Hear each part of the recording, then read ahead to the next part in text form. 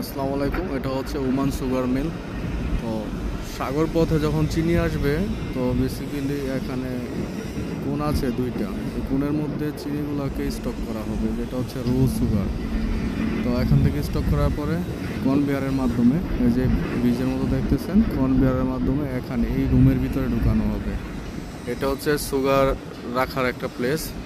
তো এই রুমে যখন স্টক করা হবে, এখান থেকে কনভেয়ারের মাধ্যমে, কনভেয়ার বেল্টের মাধ্যমে এখান থেকে আপনার এখানে দুইটা রুম, এখান থেকে ডাইরেক্ট এই টাওয়ারের মাধ্যমে নেওয়া হবে। এই টাওয়ার থেকে আপনার এই ব্রিজ করে কনভেয়ার বেল্টের মাধ্যমে এখানে তিনটা টাঙ্কি আছে আপনার সুগার বিন যেটাকে বলে, তো এখানে জমা হবে। তো এখান থেকেই পুরো প্রসেসিং, এখান থেকে কনভার্ট করে আপনার সব টাঙ্কি আছে ভিতরে, অনেক গ্যাসেস টাঙ্কি, যেখানে লিকুইড করা হবে চিনিগুলাকে।